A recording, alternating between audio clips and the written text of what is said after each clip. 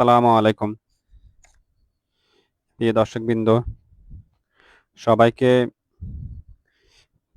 Voice of human পেজের পক্ষ থেকে এবং এমডি ইঞ্জিনিয়ার আমির হোসাইন ফেসবুকের পক্ষ থেকে স্বাগতম। যারা আমার লাইফে এখন যুক্ত আছেন এবং যারা পরে আমার ভিডিওটা দেখবেন, সবাইকে আমার পক্ষ থেকে স্বাগতম। আমি আজকে আলোচনা করব সাম্প্রতিক কিছু বিষয় নিয়ে, যে বিষয়গুলো এখন নেট দুনিয়াতে অনেকটা ভাইরাল হয়ে গেছে। তার মধ্যে উল্লেখযোগ্য বিষয় হচ্ছে আমাদের পার্শ্ববর্তী দেশ ইন্ডিয়া সম্পর্কে, এবং ইন্ডিয়াতে কিভাবে সংখ্যালঘু মাইনরিটি তারা নির্যাতন হইতেছে এ বিষয়ে আলোচনা করব। পাশাপাশি আগামী দিনের বাংলাদেশের কিছু ভবিষ্যৎ নিয়ে আমি আলোচনা করব। এসব আলোচনাগুলা আসলে অনেক সময়ের বিষয়, কিংবা 5-10 মিনিট 20 মিনিট ভিডিওতে এত ভালোভাবে আলোচনা করা যায় না। মিনিমাম সময় নিয়ে এই আলোচনাগুলো করা লাগে। রিসেন্টলি আমরা সবাই জানি, আজ থেকে 7-8 দিন আগে ইন্ডিয়াতে একটা বিল পাস হয়েছিল, সেটা হচ্ছে ওয়াকফ বিল সংশোধন। এখন ওয়াকফ বিল সংশোধন আসলে আমরা অনেকে এগুলা ওই দেখা গেছে যে আমরা আসলে কোন জিনিসের মূল জিনিসটা, আমরা যে মূল ঘটনাটা আমরা আসলে ওইটা জানার চেষ্টা খুব কমই করি। আমরা বেশিরভাগ ক্ষেত্রে গুজবে চলি, বেশিরভাগ ক্ষেত্রে আমাদের এই সিস্টেম। তার এটা একটাই মাত্র কারণ, আমরা জাতি হিসেবে খুব সচেতন কম। ইন্ডিয়াতে যে ওয়াকফ বিলটা পাস হয়েছিল, ওয়াকফ বিল সংশোধন, এটা নতুন করে ইন্ডিয়াতে কি করছে, তাদের পার্লামেন্টে এটা উত্থাপন করছিল সংশোধন করার জন্য। এখন ওয়াকফ বিলটা কি, আমি আগে এটা নিয়ে আলোচনা করি। ওয়াকফ হচ্ছে, যারা মুসলমান তারা তাদের সম্পত্তি, মসজিদ, মাদ্রাসা কিংবা কোনো ধর্মীয় প্রতিষ্ঠানের জন্য এবং গোরস্থানের জন্য দান করে গেছে, সেগুলো হচ্ছে ওয়াকফ বোর্ডের অধীনে যায়। এভাবে আমরা যদি হিসাব করি, আজ থেকে প্রায় 600-700 বছর আগ থেকে বর্তমান পর্যন্ত এভাবে অনেক হাজার হাজার লক্ষ লক্ষ মুসলমানরা এভাবে কি করছে, তারা নিজস্ব সম্পত্তি ওয়াকফ বোর্ডে তারা কি করে গেছে, দান করে গেছে। পরকালে তারা যাতে একটা ভালো ফল পায় রব্বুল আলমিনের পক্ষ থেকে। এই কারণে মসজিদ কিংবা মাদ্রাসা কিংবা গোরস্থানে এভাবে বিভিন্ন ধর্মীয় ক্ষেত্রে তারা এইগুলা দান করে গেছে। যদি আমরা বলি এই ওয়াকফ বোর্ডের সম্পদ কতটুকু ইন্ডিয়াতে এখন বর্তমানে আছে, যদি আমরা এটা বলি, সেক্ষেত্রে অলমোস্ট 9 লক্ষ একর জায়গা। আপনারা একটু চিন্তা করবেন, বর্তমানে ইন্ডিয়াতে ওয়াকফ বোর্ডের মালিক হচ্ছে, সম্পত্তির মালিক হচ্ছে 9 লক্ষ একর জায়গা। আর সবচাইতে যে ইন্ডিয়াতে বেশি সম্পদের মালিক যে সংস্থা কিংবা যে সংগঠনটি, সেটা হচ্ছে আর্মি। আর্মি সবচাইতে সম্পত্তির বেশি মালিক। এরপর হচ্ছে ইন্ডিয়াতে রেলওয়ে কর্তৃপক্ষ। এরপর হচ্ছে মুসলিমদের ওয়াকফ বোর্ড। এই ওয়াকফ বোর্ডের বর্তমান সম্পত্তির পরিমাণ হচ্ছে 9 লক্ষ একর। একটু কল্পনা করেন 9 লক্ষ একর কত পরিমাণ জায়গা। এগুলা আজ থেকে 700 বছর আগ থেকে বর্তমান পর্যন্ত ক্রমান্বয়ে, বংশ ক্রমান্বয়ে তারা দান করে গেছে। এখন ইন্ডিয়া গভর্নমেন্ট কি করছে, এই যে ওয়াকফ বোর্ড পরিচালনার দায়িত্ব শুধু মুসলমানে ওটা পরিচালনা করে। যেহেতু ওয়াকফ বোর্ডটাই মুসলমানের, সেক্ষেত্রে এটা পরিচালনা করে, কিন্তু পরিচালনা পরিষদ যারা থাকে সদস্য তারাও মুসলমান। কিন্তু ইন্ডিয়া সরকার এখন কি করছে, এখানে 2 জন হিন্দু 2 জন মুসলমান। অর্থাৎ আগে কখনো এই সিস্টেম ছিল না। আগে শুধু মুসলমান যারা ছিল তারাই ওয়াকফ বোর্ডের ক্ষেত্রে সকল সিদ্ধান্ত, সকল কিছু তাদের কর্তৃত্বে চলতো। কিন্তু এখন থেকে টোটালি 4 জন সদস্যের মধ্যে 2 জন হবে মুসলমান, 2 জন হবে হিন্দু। তার মানে হচ্ছে এখানে ওয়াকফ বোর্ডের সদস্যদের মধ্যে হিন্দুদেরকে অন্তর্ভুক্ত করা হয়েছে। এই গেল একটা পয়েন্ট। তার মানে এখানে একক যে একটা কর্তৃত্ব ছিল মুসলমানের, এটা খর্ব করা হয়েছে। এরপরে আগে এই সম্পত্তিগুলোর মালিক ছিল শুধু ওয়াকফ বোর্ড। ইন্ডিয়ান যে ওয়াকফ বোর্ড, এই সম্পত্তির মালিক ছিল শুধু ওয়াকফ বোর্ড ব্যতীত কোনো প্রতিষ্ঠান এখানে এখতিয়ার করা পাওয়ার যে খাটানো, পাওয়ার দেখানোর কোনো অধিকার ছিল না। কিন্তু এখন চাইলে জেলা প্রশাসক ওয়াকফ বোর্ডের যে কোনো সম্পত্তি জেলা প্রশাসক তার বিবেচনার মাধ্যমে সে এটা কি করতে পারবে, দখল করতে পারবে, রাষ্ট্রের কাজে সে এটা কি করতে পারবে, ব্যবহার করতে পারবে। তার মানে আমরা বুঝতে পারছি যে এখন আর ওয়াকফ বোর্ডের একক যে মালিকানা আগে মুসলমান ছিল, কিন্তু এখন আর ওয়াকফ বোর্ডের একক মালিকানা, একক কর্তৃত্ব মুসলমানের হাতে নাই। এতে করেই ক্ষতি কি? ক্ষতিটা হচ্ছে আপনারা জানেন কিভাবে ইন্ডিয়াতে মুসলিম নির্যাতন হইতে আছে বিগত 14 সালের পর থেকে বর্তমান পর্যন্ত। আসলে এগুলো অনেক ইতিহাস। যদি আমরা বলি আজকের পৃথিবীতে দ্বিতীয় ইসরায়েল কোন রাষ্ট্র, যদি আমরা এটা বলি, সেটা নিঃসন্দেহে ইন্ডিয়া। আপনারা, এগুলো আমার মুখের কথা না। আমরা আসলে আমাদের সমস্যা হচ্ছে আমরা যখন কোনো একটা ঘটনা ঘটে তখন আমরা ওইদিকে ফোকাস হই, কিন্তু আমরা এর আগে ফোকাস হই না। যারা কন্টিনিউ আন্তর্জাতিক মিডিয়া খবর দেখেন, কন্টিনিউ বিশ্ব মিডিয়ার নিউজ পেপার গুলো পড়েন কিংবা যোগাযোগ রাখেন, ওইদিকে ফলো আপ করেন, তারা বলতে পারবেন ইন্ডিয়াতে কিভাবে মুসলমান বিগত বছরগুলোতে এবং আজকে দিন পর্যন্ত এবং সামনের দিন পর্যন্ত কিভাবে তারা মুসলমানকে গণহত্যা করতেছে, এগুলো তারা বলতে পারবেন। তো সেক্ষেত্রে এখন থেকে ওইখানে জেলা কর্তৃপক্ষ চাইলে মুসলমানের যে কোনো ধর্মীয় প্রতিষ্ঠান, যে কোনো গোরস্থান, যে কোনো মসজিদ, সে তার অধিকারে অর্থাৎ তার কানুনের অধিকারে সে ওইগুলা চাইলে ধ্বংস করতে পারবে। সে চাইলে এগুলো রাষ্ট্রীয় কোনো কাজে ব্যবহার করতে পারবে। কিন্তু আগে এই সুযোগটা কখনো ছিল না। এখন আরেকটা বিষয় হচ্ছে আপনি এটা ফলো করেন, এই যে ভারতে যে ওয়াকফ বোর্ডের অধীনে 9 লক্ষ একর জায়গা আছে, এগুলো কিন্তু আমি আগেই বলছিলাম 1 2 3 দিনে না। এগুলো হচ্ছে কমপক্ষে আজ থেকে 500 বছর আগ থেকে বর্তমান পর্যন্ত বংশ ক্রমান্বয়ে যারা আমাদের পূর্বপুরুষ ছিল তারা সম্পদগুলা দিয়ে গেছে। তার মানে এখানে দেখা গেছে যে অনেক সম্পদের আপনার ডকুমেন্টেরও সমস্যা আছে, কিংবা অনেকগুলো ডকুমেন্ট দেখা গেছে নাই, কিন্তু ওয়াকফ বোর্ড এতদিন এগুলো দখল করে রাখছে, ঠিক আছে নি।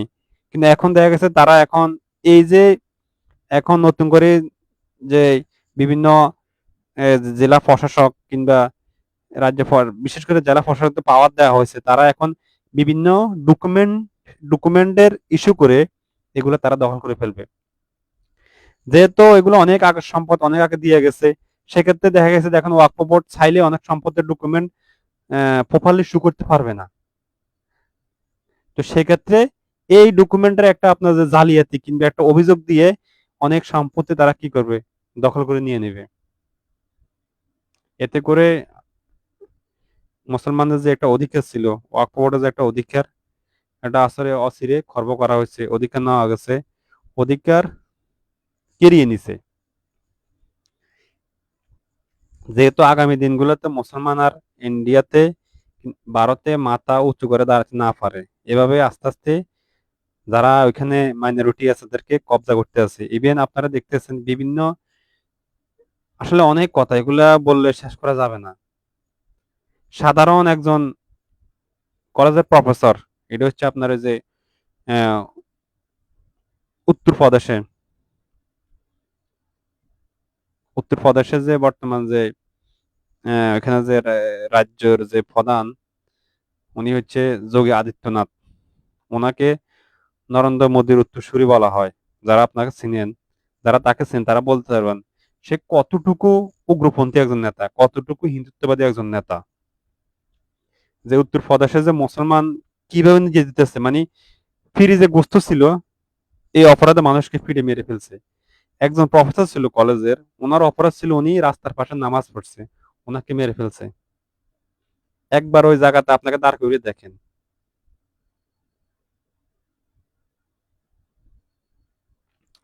অর্থাৎ এভাবে দীর্ঘদিন এভাবে ওইখানে মুসলমান যেতে হইতে আছে, ইভেন আসামে হইতে আছে, ইভেন গুজরাটে তো, গুজরাটে যে নরেন্দ্র মোদী যে গণহত্যা করছে, এগুলো আপনারা জানেন 90 দশকে 3,000 মানুষকে মেরে ফেলছে, এবং 2018 সালে যে দিল্লিতে যে গণহত্যা করছিল, এগুলো আপনারা যারা নিরিয়াতে কন্টিনিউ দেখেন তারা বলতে পারবেন। অর্থাৎ ওইখানে আসলে তারা যে কত কষ্ট আছে, এগুলা আপনারা সোশ্যাল মিডিয়াতে এখন দেখেন। একটা সময় আমরা আসলে সোশ্যাল মিডিয়া এতটা ছিল না, আমরা আসলে অনেক কিছু জানতাম না। যারা আমাদের বিজ্ঞ লোক ছিল তারা বলতো, কিন্তু আমরা তখন এগুলো এতটা দাম দিতাম না, কিংবা এতটা আমরা গুরুত্ব সহকারে দেখতাম না। কিন্তু আজকের দিনে সবগুলো মানুষের কাছে ক্লিয়ার। তো আশা করি আপনারা কাশ্মীরের কাশ্মীরের কি বলবো, কাশ্মীর তো এটা হচ্ছে পৃথিবীর একটা দ্বিতীয় গাজা।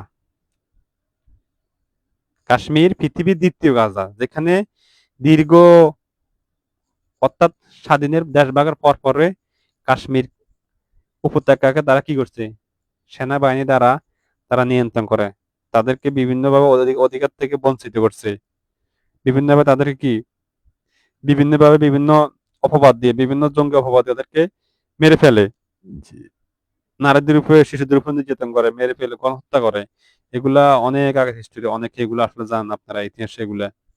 বর্তমানে তারা আরো হিংস্র হয়ে গেছে। এখন আমাদের করণীয় কি? প্রশ্ন হচ্ছে আমাদের করণীয় কি? আমাদের তো এখানে আর, আমরা চাইলেও তো ইন্ডিয়া একটা পরাশক্তি, আমরা তাদের বিরুদ্ধে যুদ্ধ যুদ্ধ চালাতে পারি না। হ্যাঁ, আমাদেরকে আমরা কৌশল এবং টেকনিক্যালি আমরা আগাতে হবে, আমাদের জাতিকে এগিয়ে যেতে হবে। কারণ আমরা ইন্ডিয়ার সাথে বর্তমানে আমাদের যে একটা পজিশন, আমাদের যে গ্লোবাল যে একটা পায়ার র্যাঙ্কিং, ওইখানে, অর্থাৎ এটা একটা সংস্থা, ওই সংস্থার র্যাঙ্কিং এ আমাদের অবস্থা খুব ভালো না। আমরা এখনো জ্ঞান বিজ্ঞান টেকনোলজিতে আমরা অনেক দূরে আছি, অনেক দূর। একবিংশ শতাব্দীর মধ্যে আসে আমরা এত দূরে আছি, যেগুলো আসলে আমরা এখনো কল্পনা করতে পারি না। বলবেন আমাদের তো ফেসবুক আছে, আমাদের কি বিভিন্ন সোশ্যাল মিডিয়া আছে। আরে ভাই, এগুলো তো আমাদের না ভাই। আমরা নেট ইউজ করি, এগুলো তো আমাদের না। এই যে আমি যে কথাগুলো বলতেছি, আমি যে আমার বাড়িতে আমার ঘরে কথা বলতেছি, যদি তারা চায়, যারা টেকনোলজি নিয়ন্ত্রণ করে, তারা চাইলে আমাকে মেরে ফেলতে পারবে এখনই। অর্থাৎ আমাদের কিছুই নেই, আমরা এখনো জ্ঞান বিজ্ঞান শিক্ষা দীক্ষা তথ্য প্রযুক্তি অনেক পিছিয়ে পড়ে আছি, অনেক। আমাদের পার্শ্ববর্তী যে দেশগুলো আছে তাদের থেকে আমরা এখন 100 গুণ পিছিয়ে আছি। আপনারা মানেন না মানেন, এটা হচ্ছে আপনাদের কাছে। এখন আমাদেরকে সুকৌশলে আমরা আগাতে হবে। সেক্ষেত্রে আমাদেরকে আমাদের প্রথম হচ্ছে আমার ভূখণ্ডকে আমি রক্ষা করা। এরপর হচ্ছে আমি পার্শ্ববর্তী কোনো দেশে যদি কোনো মুসলিম ভাই ভাই বোন নির্যাতিত, তাদেরকে রক্ষা করা, কিংবা তাদের বিরুদ্ধে তাদের সহযোগিতা পাশে দাঁড়ানো। এখন যেখানে আমার ভূখণ্ড এখানে হুমকিতে, তো সেক্ষেত্রে আমি অন্যের কিভাবে রক্ষা করব? এখন আমাদেরকে সুকৌশলে আমাদের সামরিক সেক্টর, বিশেষ করে এনডিএ, আসলে আপনারা অনেককে অনেক কিছু আবেগের বশত বলেন। এনডিএ আপনারা যারা সমরাস্ত্র সম্পর্কে তাদের জ্ঞান নাই, তারা অনেক কিছু বলে ফেলেন। ঠিক আছে নি? আমাদের আসলে কিছুই নাই। বিশ্বের মধ্যে 1 নাম্বার হচ্ছে সামরিক শক্তিতে আমেরিকা, 2 নম্বরে রাশিয়া, 3 নম্বরে চীন, 4 নম্বরে ইন্ডিয়া। মনে রাখবেন আপনারা, আমাদের কোনো শক্তি নেই। প্রযুক্তি জগতে আমাদের কোনো শক্তি নেই। যদি ইন্ডিয়া চায়, আপনার 5-10 মিনিটে ঢাকা শহর বিলীন করে দিতে পারবে। কারণ তাদের যে বিমান শক্তি আছে, তাদের যে মিসাইল শক্তি আছে, তাদের যে এয়ার ডিফেন্স আছে, এগুলা দ্বারে কাছে আমরা এখনো বহুদূর। কথায় আছে না, দিল্লি বহুদূর, আমরা অনেক দূরে আছি। সেটা হচ্ছে আমাদের দেশে যারা রাষ্ট্রপ্রধান ছিল বিগত দিনগুলোতে, তারা অন্য দেশের, বিশেষ করে ইন্ডিয়ার তাবেদারি করছে। তারা নিজের দেশের মঙ্গল চায় না, নিজের দেশের নিরাপত্তার কথা কখনো চিন্তা করে নাই। আমরা জাতির দুর্ভাগ্য, আমাদের যে রাষ্ট্রপ্রধানগুলো আসে তারা আসলে তাদেরকে আমরা সিলেক্ট করতে পারি না। তাদেরকে বাইরের শক্তি সিলেক্ট করে এখানে বসায়। সেটা একমাত্র আমরা নিজের নির্বুদ্ধিতার কারণে। তা আশা করি, আমি চাই বর্তমানে যে আমাদের গভর্নমেন্ট আছে, ওই গভর্নমেন্টের কাছে আমার অনুরোধ, আমার ভিডিওগুলো কোনোভাবে যদি গভর্নমেন্টের কোনো ব্যক্তি দেখে কিংবা উচ্চপদস্থ কোনো ব্যক্তি দেখে, আপনাদের প্রতি আমার অনুরোধ, আমরা ইন্ডিয়ার সাথে সামরিক ক্ষেত্রে পাল্লা দিয়ে টিকবো না। আমাদের করণীয় হচ্ছে আমার ভূখণ্ড রক্ষা করা। আমাদের ইন্ডিয়াতে 2000 ফাইটার জেট আছে, মিসাইল মিসাইল এগুলা। ইন্ডিয়াতে যে এয়ার ডিফেন্স সিস্টেম আছে এখন বর্তমানে, সেটা হচ্ছে S-400 ক্ষেপণাস্ত্র। অর্থাৎ আমি যে কুমিল্লা এখন নাঙ্গলকোট বসে আছি, এখান থেকে 400 থেকে 450 কিলোমিটার দূরত্বে যদি কোনো রাডার, কি যদি কোনো বিমান কিংবা কোনো ড্রোন ঢুকে, সাথে সাথে এটা সিগন্যাল দিয়ে দিবে। ইভেন সাথে সাথে পাল্টা মিসাইল ছুটবে। বুঝতে পারছেন আপনারা? 400 থেকে 450 কিলোমিটার এয়ার ডিফেন্স সিস্টেম, অর্থাৎ আকাশ প্রতিরক্ষা ব্যবস্থা। অর্থাৎ ইন্ডিয়াতে এত উন্নত মানের এয়ার ডিফেন্স সিস্টেম আছে, যেটা পৃথিবীতে অপ্রতিদ্বন্দ্বী। এটা রাশিয়া তৈরি করছে। এই এয়ার ডিফেন্স সিস্টেম সম্পর্কে আমি যদি কথা বলতে যাই, এখানে আমার অনেক সময় লাগবে। তখন তো ভিডিওগুলো আপনারা দেখবেন না। আমার ভিডিও দেখার উদ্দেশ্য হচ্ছে আমার, যারা আমরা দেশে যারা নাগরিক, বাংলাদেশের মানুষগুলো সচেতন সচেতন হোক, অন্তত আবেগটা তারা ত্যাগ করে বিবেক এবং বুদ্ধি দিয়ে তারা কাজ করো, কথা বলো। আবেগ দিয়ে চলবে না এক্ষেত্রে। যুদ্ধ কখনো আবেগ দিয়ে চলে না। যুদ্ধ কৌশল এবং শক্তির সামর্থ্য দিয়ে যুদ্ধ চলে, মনে রাখবেন আজকে। তো সেক্ষেত্রে আমাদের প্রয়োজন, এই মুহূর্তে আমাদের প্রয়োজন ভূখণ্ড রক্ষার জন্য, দেশের মানুষকে রক্ষার জন্য, দেশের গুরুত্বপূর্ণ স্থাপনা রক্ষার জন্য আমাদের প্রয়োজন হচ্ছে বিশেষ করে air defence system. India 2000 fighter jet আছে, ইন্ডিয়াতে আধুনিক ফাইটার জেট আছে, 5th প্রজন্মের ফাইটার জেট আছে, যেগুলো আপনার ইন্ডিয়া থেকে আমাদের এখানে ফায়ার করলে আমরা টিকে উঠতে পারবো না, মনে রাখবেন। তো সেক্ষেত্রে আমাদেরকে, যাতে আমার ভূখণ্ড যাতে অন্য কোনো কোনো শক্তি, বাহিরের কোনো শক্তি অ্যাটাক না করতে পারে, সেক্ষেত্রে আমাদেরকে অন্তত এয়ার ডিফেন্স সিস্টেমটা আমাদের কিনে লাগবে। সেক্ষেত্রে আপনারা ওটা কখনো আশা করেন না রাশিয়ার থেকে S-400 ক্ষেপণাস্ত্র এয়ার ডিফেন্স সিস্টেম নিবে বাংলাদেশ, কিংবা কিনবে, কিংবা আমেরিকার থেকে থার্ড ক্ষেপণাস্ত্র, কিংবা আমেরিকার থেকে প্যাট্রিয়ট ক্ষেপণাস্ত্র আমরা কিনে নিব না। আমরা চাইলে এগুলো নিতে পারবো না, কারণ আন্তর্জাতিক রাজনীতিতে অনেক খেলা আছে। ইন্ডিয়া কখনো আমাদেরকে ওই ধরনের, আমরা এয়ার ডিফেন্স সিস্টেম সংগ্রহ করি, কিংবা আমরা ওই ধরনের ভালো মিসাইল সংগ্রহ করি, কিংবা আমরা ভালো বিমান সংগ্রহ করি, ফাইটার জেট, কখনো ইন্ডিয়া এটা দিবে না। হ্যাঁ, যদি আমরা আমাদের কোনো বন্ধু রাষ্ট্র থেকে নিতে পারি, সেটা আরেক হিসাব। তো আশা করি আমাদেরকে এখন ড্রোন প্রযুক্তি, ইউএবি ড্রোন প্রযুক্তি, আজকের পৃথিবীর ড্রোনের যুগ। আজকের পৃথিবীর অনেক যুদ্ধের মোড় ঘুরিয়ে দিছে ড্রোন। যেটা আপনারা কইতে পারবেন, রাশিয়া যখন ইউক্রেন অ্যাটাক করছিল, আপনারা জানেন, তখন রাশিয়া বিশাল বহন নিয়ে কিয়েভ দখল করার জন্য আসতেছে। মোটামুটি কিয়েভের প্রায় 100 কিলোমিটারের ভিতরে চলে আসছে রাশিয়া, কিন্তু এই ড্রোন দিয়ে রাশিয়াকে ঠেকিয়ে দিছে। চিন্তা করছেন? আজকে দিন পর্যন্ত এই যে রাশিয়া যে এখনো যে ইউক্রেন দখল করতে পারেন, কিংবা ইউক্রেন যে এখনো যে বীরের মতো যুদ্ধ করতেছে, সেটার বড় সাফল্য হচ্ছে ড্রোন। তো আমাদের যারা দেশে যারা ডিফেন্স সেক্টর আছে, সামরিক সেক্টর, কিংবা আমাদের দেশে যারা প্রতিরক্ষা সেক্টর যারা, তাদের প্রতি আমার আকুল আবেদন, আপনারা আমাদের দেশে চীন থেকে, কিংবা নর্মালি যে ক্ষেপণাস্ত্র গুলো, অর্থাৎ এয়ার ডিফেন্স সিস্টেম গুলা, বিশেষ করে চীন থেকে আপনারা মিনিমাম মিনিমাম 100 কিলোমিটার রেঞ্জের এয়ার ডিফেন্স সিস্টেম সংগ্রহ করেন। যেহেতু বহিরের বাহিরের যে কোনো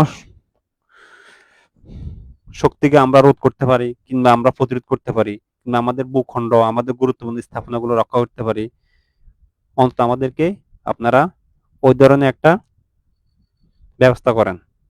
আর যে কোনো যুদ্ধের মোড় ঘুরানোর একটা পথ হচ্ছে ড্রোন প্রযুক্তি। এটাকে গেম চেঞ্জার বলে।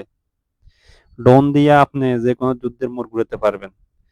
আপনারা জানেন অনেকে তুরস্কের যে বাইরাক্তার টিভি 2 ড্রোন, এটা সম্পর্কে আমি জানি, আপনারা আশা করি মোটামুটি ওটা সম্পর্কে ধারণা আছে অনেকের। এই বাইরাক্তার টিভি 2 ড্রোন বর্তমান বিশ্বের বাজারে সবচাইতে যে চাহিদা সম্পন্ন ড্রোন, এবং ড্রোনের যে মার্কেটটাই একক তুরস্কের দখলে এখন বর্তমানে। ইভেন এই তুরস্কের ড্রোনটা এটা কয়েকটা যুদ্ধের ময়দানে এটা লড়াই করছে, এটা পরীক্ষিত, এটা যে কি এটা কার্যকরিতা কেমন। বিশেষ করে আজারবাইজান যখন নাগর্ণ কারাবাখ দখল করছে, অর্থাৎ আজারবাইজান যখন আর্মেনিয়ার সাথে 2020 সালে যখন যুদ্ধ হয়েছিল, নাগর্ণ কারাবাখ উদ্ধার করছে, তখনও বোঝা গেছে এই ড্রোনের কার্যকারিতা কেমন। ইভেন যখন লিবিয়াতে যখন খলিফা হাফতার যখন ত্রিপুরি দখল করতে গেছিল, তখন খলিফা হাফতারের বিশাল বহর জাতিসংঘ ম্যান্ডেট প্রাপ্ত সরকারের পক্ষে নিয়ে তুরস্ক জাতিসংঘ ম্যান্ডেট পাওয়া সরকারকে সহযোগিতার মাধ্যমে খলিফা হাফতারের বহরকে ঠেকিয়ে দিছে।